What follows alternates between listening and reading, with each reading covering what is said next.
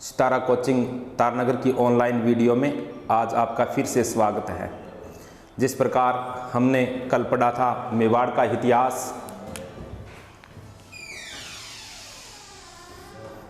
दोस्तों कल हमने मेवाड़ का इतिहास पढ़ा था। आज इसी इतिहास को आगे बढ़ाते हुए हम कुछ राजाओं पर चर्चा करेंगे। जिस प्रकार मेवाड़ के इतिहास में सबसे पहले हमने पढ़ा था शिलादित्य के बारे में भी हमने पढ़ लिया। शिलादित्य के बाद हमने पढ़ा था गुहिलादित्य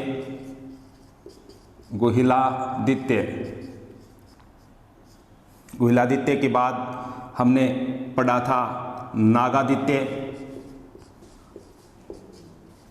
और नागादित्य के बाद हमने पढ़ा था बप्पा रावल। ये मेवाड़ के शासक हुए थे। इन्हीं के बारे में हमने पीछे की कक्षाओं में पढ़ लिए थे। अब आगे हम पढ़ेंगे बप्पा रावल। जिस प्रकार बप्पा रावल ने इतिहासकारों के अनुसार संन्यास लिया था, बप्पा रावल के पुत्र का नाम खुमान प्रथम बताया गया है। खुमान प्रथम, बप्पा रावल के पुत्र का नाम खुमान प्रथम बताया गया है। अर्थात बप्पा रावल के पुत्र का नाम खुमान प्रथम। जब खुमान प्रथम मेवाड़ का शासक बना था, उसी समय बगदाद का शासक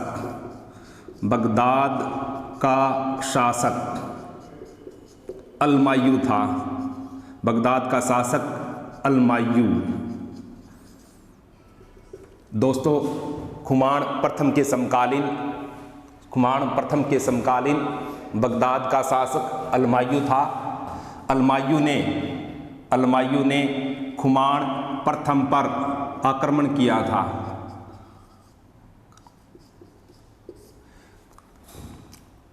खुमान प्रथम पर अलमायू ने आक्रमण किया था। अलमायू बगदाद का शासक था, लेकिन खुमान प्रथम ने इस आक्रमण को असफल कर दिया था। खुमान प्रथम के बाद भरत भट्ट, इसके बाद खुमान सेकंड, इसके बाद खुमान तृतीय, ये मेवाड़ के शासक हुए थे। सबसे पहले शिलादित्य के बाद में हमने पढ़ा गुहिलादित्य के बाद में नागादित्य के बाद में हमने पढ़ा था बप्पा रावल के बाद हम पढ़ रहे हैं खुमान प्रथम के समकालीन बगदाद का शासक अलमायू था।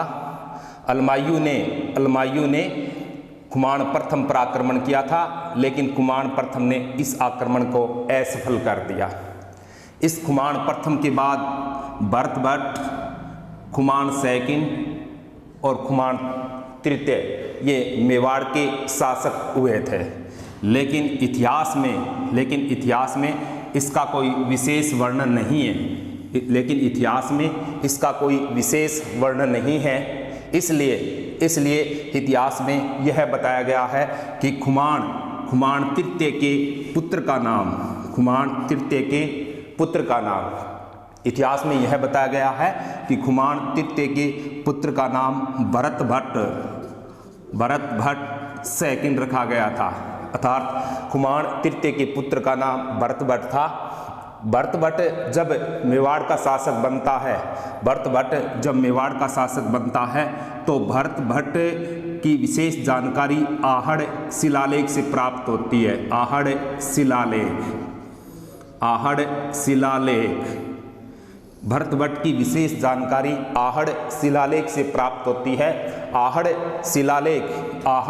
एक स्थान है राजस्थान के उदयपुर जिले में। आहड़ का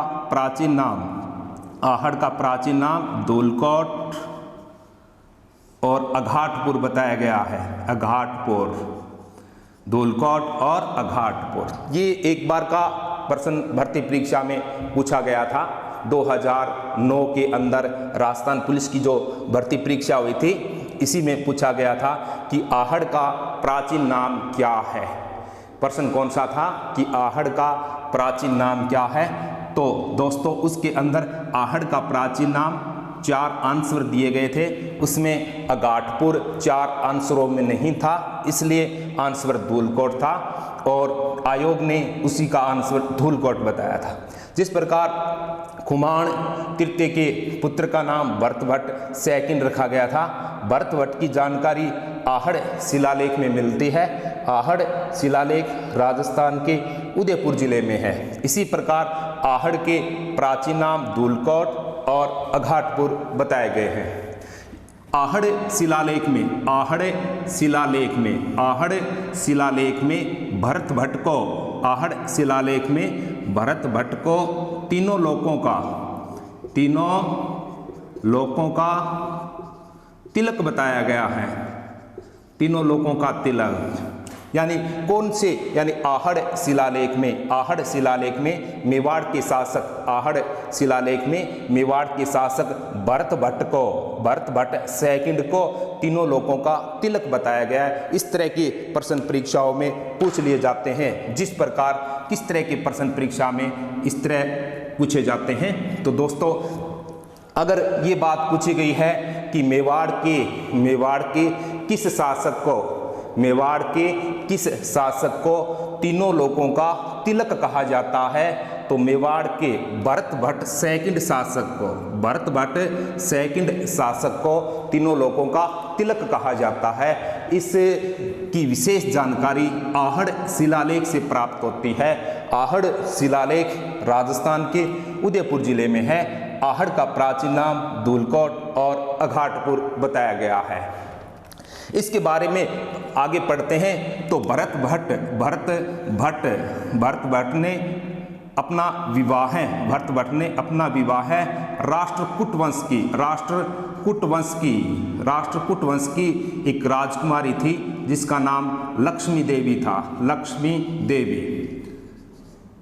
राष्ट्रकूट वंश की राजकुमारी लक्ष्मी देवी के साथ भरत भट्ट ने विवाह किया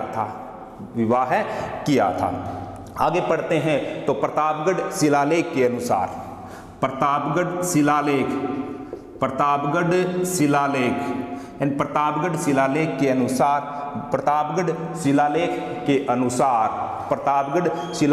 के अनुसार भरत भट्ट ने महाराजा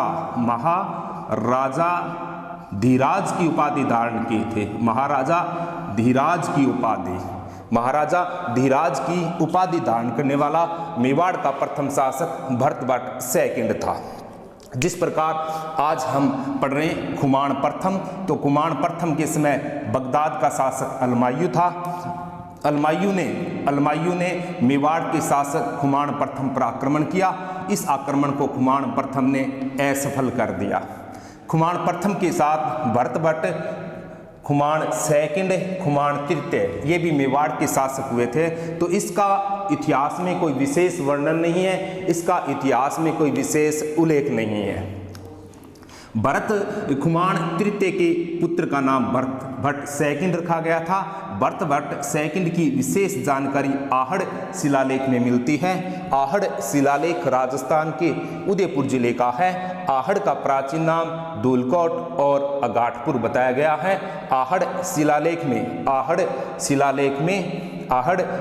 में भरत भट्ट को तीनों लोगों का तिलक कहा गया है, अर्थात तीनों लोगों का तिलक। तो इस प्रकार के प्रश्न परीक्षाओं में अधिकतर पूछ लिए जाते हैं। इस प्रकार के प्रश्न परीक्षाओं में अधिकतर पूछ लिए जाते हैं कि तीनों लोगों का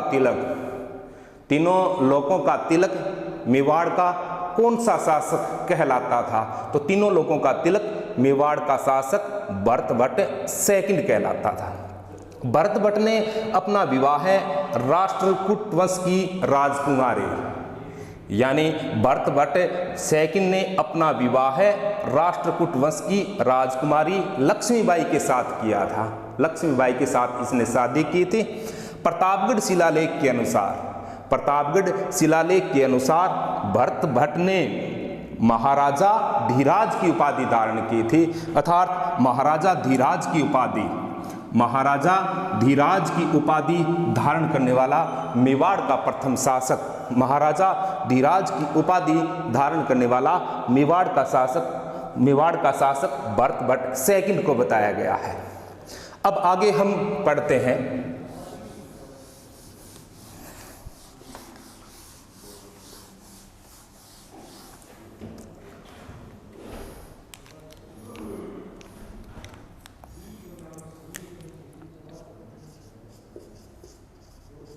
भरतभट्ट सेकंड, इसी के बारे में तो हमने पढ़ लिया।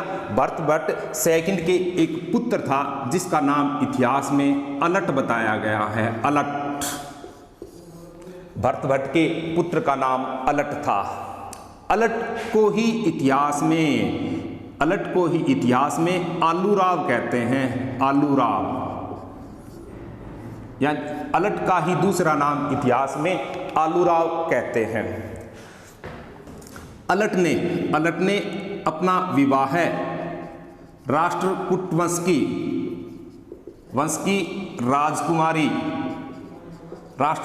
की राजकुमारी हरिया देवी के साथ किया था, हरिया देवी।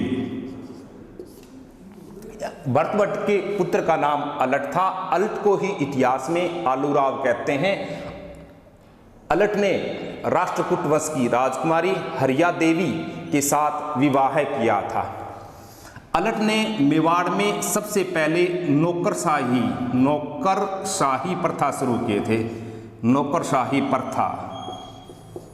अलट ने मेवाड़ में सबसे पहले नौकरशाही प्रथा शुरू किए थे। इसके बाद दोस्तों, इससे पहले अलट से पहले मेवाड़ की राजधानी गुहिल वंश की राजधानी नागदा नामक स्थान था। अतः नागदा नामक स्थान को मेवाड़ की राजधानी छोड़कर दूसरी राजधानी अलट बनाता है, आहड़ नामक स्थान को, आहड़ स्थान। इसी तरह के प्रश्न भी आ जाते हैं परीक्षा में, जिस प्रकार ये प्रश्न भी परीक्षा में एक बार का पूछा गया है कि मेवाड़ के उस शासक का नाम बताइए, मेवाड़ के उस शासक का नाम बताइए जिसने सबसे पहले, मेवाड़ के उस शासक का नाम बताइए जिसने सबसे पहले मेवाड़ में नौकरशाही प्रथा शुरू किए थे। तो मेवाड़ में सबसे पहले नौकरशाही प्रथा शुरू करने वाला शासक अलट था। अलट को ही इतिहास में आलूराव कहते हैं। अलट से पहले की बात करते हैं तो अलट से पहले मेवाड़ की राजधानी नागदा नामक स्थान था। अलट से पहले मेवाड़ की राजधानी नागदा नामक स्थान था, लेकिन अलट ने नागदा शहर को राजधानी से हटाकर इसने मेवाड़ की नई राजधानी स्थापित कर दी थी। वो स्थान था आहड़। अर्थात अलट के शासनकाल में उदयपुर जिले के आहड़ नामक स्थान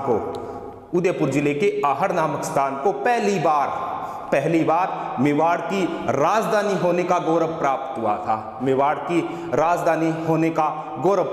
था। अलट ने आहड़ नामक स्थान पर ब्राह मंदिर का निर्माण करवाया था।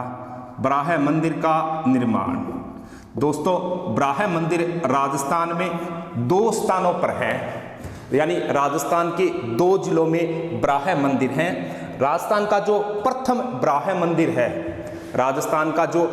ब्राह मंदिर है वो आहड़ नामक स्थान पर है, जबकि राजस्थान में दूसरा ब्राह मंदिर पुष्कर अजमेर में स्थित है। यानी राजस्थान में ब्राह मंदिर 2 हैं। पहला ब्राह मंदिर उदयपुर जिले के आहड़ नामक स्थान पर और दूसरा ब्राह मंदिर अजमेर जिले के पुष्कर नामक स्थान पर है। इस प्रकार पढ़ते हैं तो इसी ने मेवाड़ के अंदर गोष्टिका मंदिर का निर्माण करवाया था। गोष्टिका मंदिर का निर्माण, ये गोष्टिका मंदिर भी आहड़ नामक स्थान पर है। इसी का निर्माण भी अलट ने करवाया था। अलट के शासनकाल में आहड़ आहड़ प्रमुख व्यापारिक केंद्र था, प्रमुख व्यापारिक केंद्र।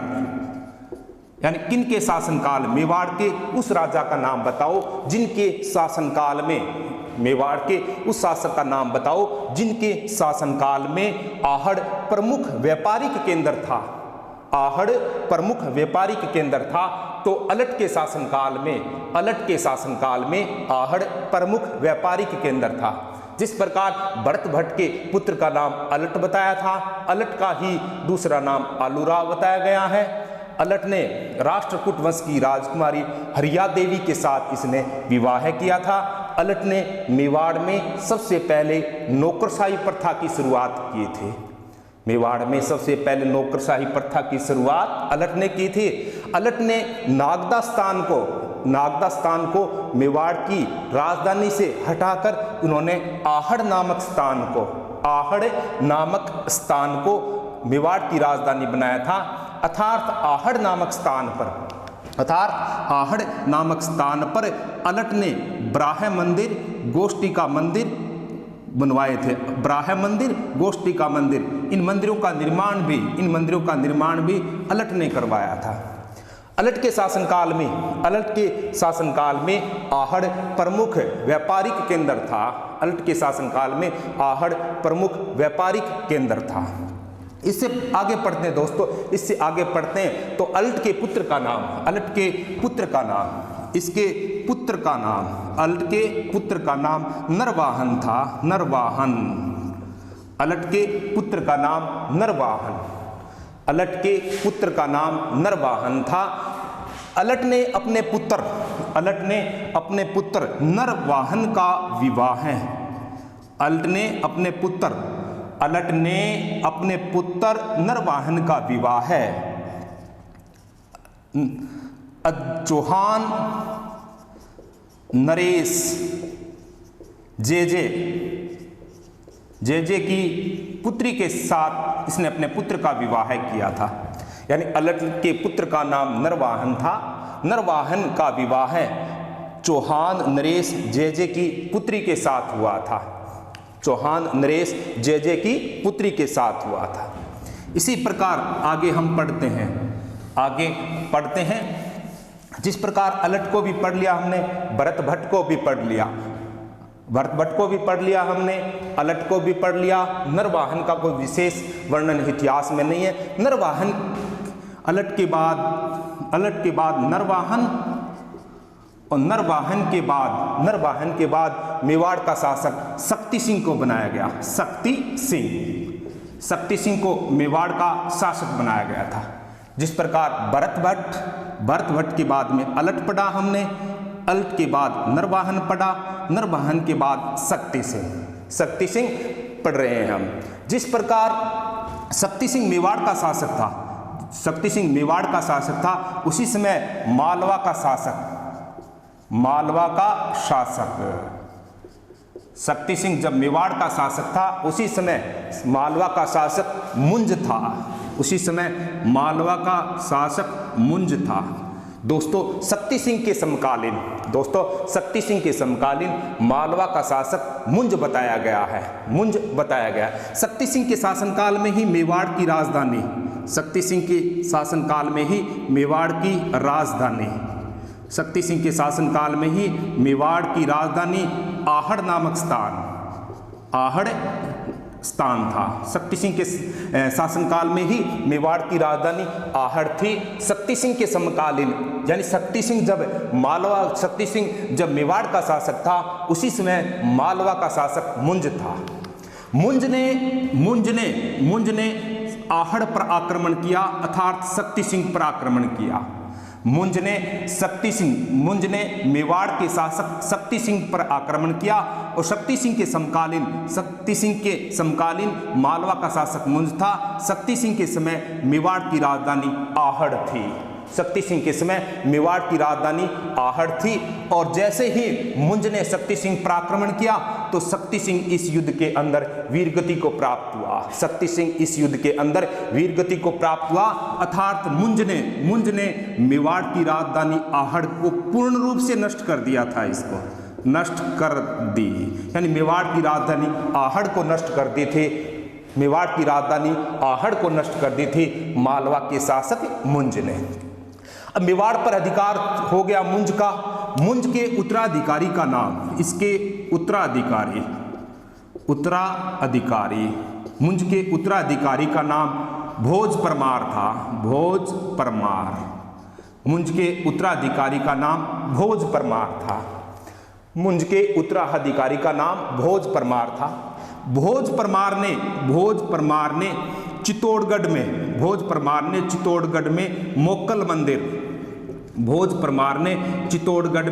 मोक्कल मंदिर, इसके बाद में नारायण मंदिर, मोक्कल मंदिर, नारायण मंदिर, समिदेश्वर मंदिर,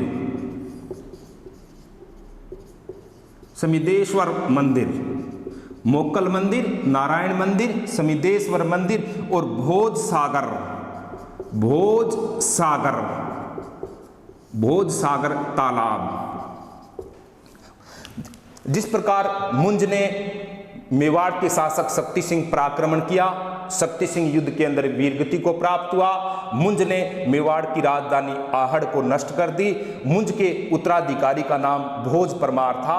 भोज परमार ने चित्तौड़गढ़ में मोक्कल मंदिर, नारायण मंदिर, शमिदेश्वर मंदिर और भोज सागर तालाब का निर्माण करवाया था। भोज सागर तालाब का निर्माण करवाया था। ये मंदिर राजस्थान के चित्तौड़गढ़ जिले में है।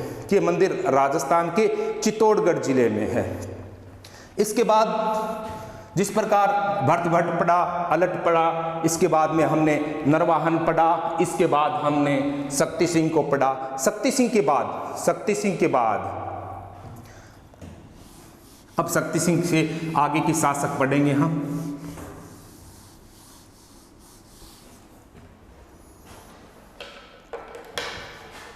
शक्ति सिंह के बाद मेवाड़ का शासक अंबा प्रसाद को बनाया गया। शक्ति सिंह के बाद मेवाड़ का शासक अंबा प्रसाद को बनाया गया। अंबा प्रसाद की विशेष जानकारी पृथ्वीराज विजय। अंबा प्रसाद की विशेष जानकारी पृथ्वीराज विजय में मिलती है। अंबा प्रसाद की विशेष जानकारी पृथ्वीराज विजय ग्रंथ में मिलती है। पृथ्वीराज विजय ग्रंथ का लेखक जयानक था। ये जयानक कश्मीरी पंडित था। इसी ग्रंथ के अंदर जयानक ने पृथ्वीराज विजय ग्रंथ का रचयिता, बहुत बार परीक्षाओं में पूछ लिया जाते हैं इस प्रकार के प्रश्न कि पृथ्वीराज विजय ग्रंथ का रचयिता कौन था। तो पृथ्वीराज विजय ग्रंथ का रचयिता जयानक था। जयानक कश्मीरी पंडित था। कश्मीरी पंडित ने पृथ्वीराज विजय ग्रंथ की रचना की थी। इस ग्रंथ के अनुसार चौहान शासक वाकपतिराज,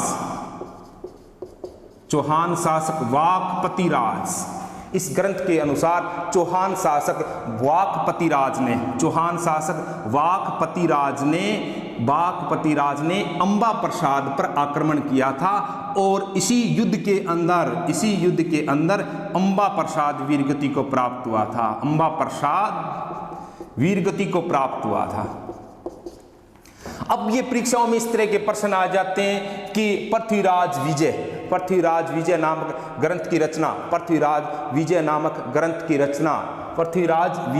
ग्रंथ की रचना जयानक ने की थी। इस ग्रंथ के अनुसार चौहान शासक वाकपतिराज ने मेवाड़ के किस शासक पर आक्रमण किया था? तो मेवाड़ का शासक उस समय कौन था? अंबा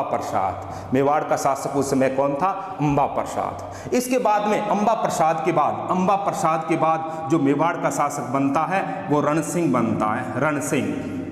मेवाड़ का शासक रणसिंह को बनाया गया। रणसिंह को ही इतिहास में करणसिंह कहते हैं।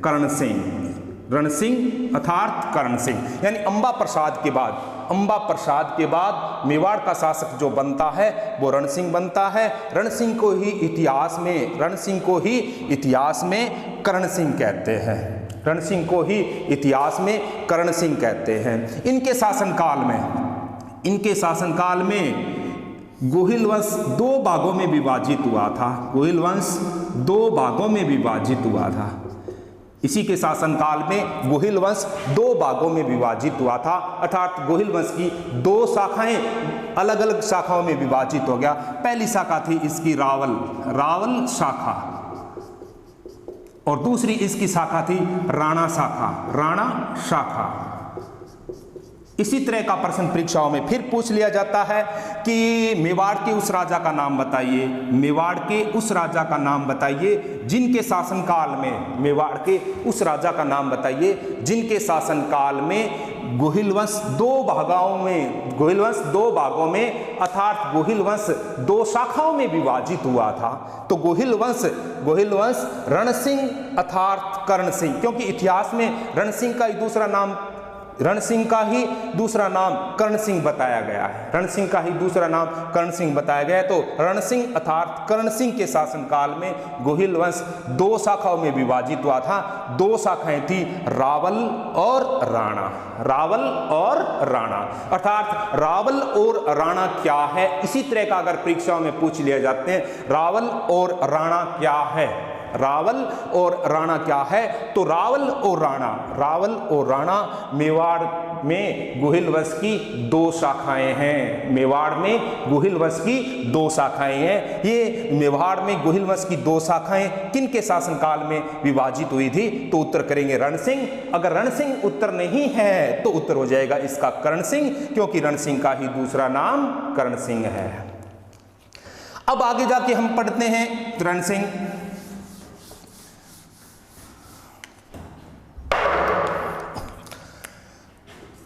रण सिंह, जिस प्रकार हमने बताया कि रण सिंह को इतिहास में कर्ण सिंह कहते हैं, अब रण सिंह के शासनकाल में गोहिल वंश की 2 शाखाएं विभाजित हुई थी।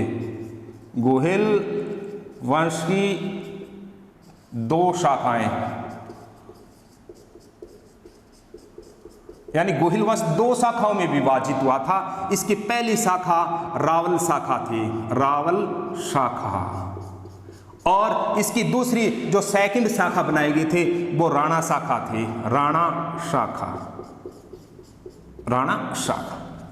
यानी गोहिल वंश 2 भागों में विभाजित हुआ था रण सिंह अर्थात कर्ण सिंह के शासनकाल में।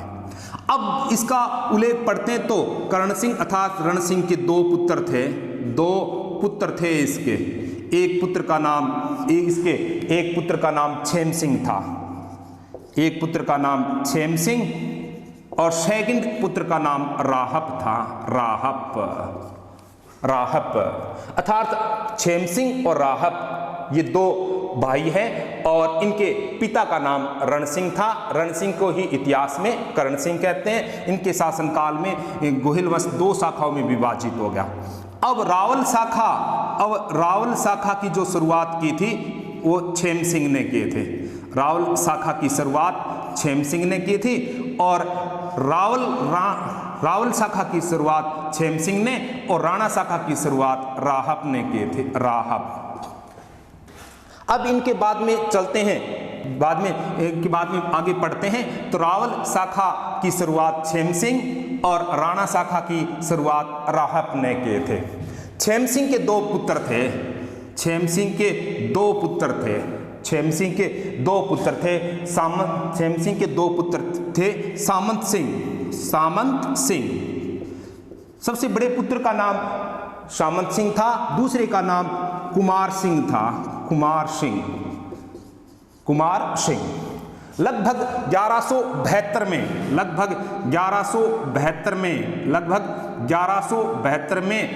मेवाड़ का शासक सामंत सिंह को बनाया गया। 1172 में मेवाड़ का शासक सामंत सिंह को बनाया गया। सामंत सिंह ने राजा बनते ही सबसे पहले, सामंत सिंह ने शासक बनते अर्थात राजा बनते ही सबसे पहले अजमेर के शासक, अजमेर अजमेर का शासक पृथ्वीराज सेकंड, पृथ्वीराज सेकंड। सामंत सिंह, जिस प्रकार रण सिंह के शासनकाल में शाखाएं दो भागों में विभाजित हुई। रण सिंह के भी दो पुत्र थे, छेम सिंह, राहप। इसके बाद में रावल शाखा का अध्ययन करेंगे तो छेम सिंह के दो पुत्र थे, सामंत सिंह और कुमार सिंह। सामंत सिंह 1172 के लगभग, सामंत सिंह 1172 के लगभग मेवाड़ का शासक बनता है। उसी समय अजमेर का शासक पृथ्वीराज सेकंड था। पृथ्वीराज सेकंड की बहन का नाम पृथ्वीबाई था, पृथ्वीबाई। देखो कितना सुंदर नाम आ रहे हैं, भाई का नाम पृथ्वीराज, बहन का नाम पृथ्वीबाई, बड़ा अच्छा नाम है। तो सामंत सिंह जब 1172 में मेवाड़ का शासक बनता है, उसी समय अजमेर का शासक पृथ्वीराज सेकंड की बहन का नाम पृथ्वीबाई था। पृथ्वीबाई के साथ सामंत सिंह का विवाह हुआ था। पृथ्वीबाई के साथ सामंत सिंह का विवाह हुआ था। अब हम पढ़ते हैं, अब आगे पढ़ते हैं तो 1192 में त्राइन का दूसरा युद्ध हुआ था। 1192 में त्राइन का दूसरा युद्ध हुआ था। 1192 में त्राइन का दूसरा युद्ध हुआ था। पृथ्वीराज चौहान और मोहम्मद गोरी के बीच, पृथ्वीराज चौहान और मोहम्मद गोरी के बीच 1192 में त्राइन का दूसरा युद्ध हुआ था। त्राइन का मैदान करनाल नामक स्थान पर है। करनाल हरियाणा राज्य में है। जिस प्रकार 1192 में त्राइन का दूसरा युद्ध हुआ था, 1192 में त्राइन का दूसरा युद्ध हुआ था पृथ्वीराज और मोहम्मद गोरी के बीच। जिस प्रकार युद्ध हुआ तो युद्ध में पृथ्वीबाई ने कहा कि आप जाओ युद्ध के अंदर और मेरे जो पीहर के लोग हैं उनकी सहायता करनी है आपको इस युद्ध में। तब सामंत सिंह ने मना कर दिया था कि मैं इस युद्ध के अंदर भाग नहीं ले सकता। पृथ्वीबाई के अत्यधिक प्रयासों से सामंत सिंह त्राइन के दूसरे युद्ध में पृथ्वीराज चौहान का पक्ष लेता हुआ इसी युद्ध के अंदर वीरगति को प्राप्त हुआ था। अर्थात गोहिल वंश का प्रथम शासक जिसने त्राइन के युद्ध में पृथ्वीराज चौहान की सहायता की थी, वो शासक था सामंत सिंह। त्राइन के दूसरे युद्ध में वीरगति को प्राप्त होने वाला मेवाड़ का शासक सामंत सिंह था। त्राइन के दूसरे युद्ध में वीरगति को प्राप्त होने वाला मेवाड़ का शासक सामंत सिंह था। इतिहास की कर्नल जेम्स टोड के अनुसार त्राइन के प्रथम युद्ध में भी सामंत सिंह ने भाग लिया था और त्राइन के दूसरे युद्ध में भी भाग लिया था। मेवाड़ का यह प्रथम शासक है जिसने त्राइन के दोनों युद्धों में भाग लिया था। पहले युद्ध में तो पृथ्वीराज चौहान की विजय हो गई, कुछ भी नुकसान नहीं हुआ, लेकिन दूसरे युद्ध में 1192 में जो त्राइन का दूसरा युद्ध हुआ था, उस युद्ध के अंदर मेवाड़ का शासक सामंत सिंह वीरगति को प्राप्त हुआ था।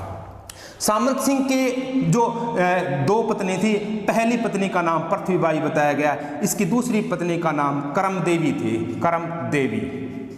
करमदेवी इसकी दूसरी पत्नी का नाम करमदेवी बताया गया इतिहास में। अब जिस प्रकार कुतुबुद्दीन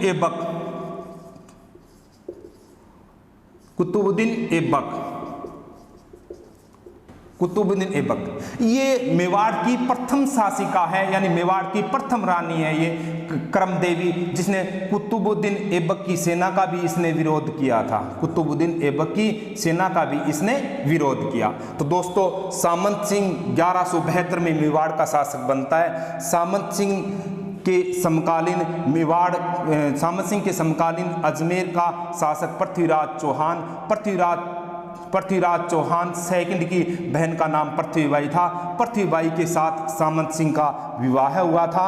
1192 में तराइन के युद्ध में सामंत सिंह मारा गया। सामंत सिंह की दूसरी पत्नी का नाम करमदेवी था। करमदेवी ने कुतुबुद्दीन ऐबक की सेना का सामना किया था, अर्थात कुतुबुद्दीन ऐबक की सेना का घोर विरोध किया था इसने। थैंक्स।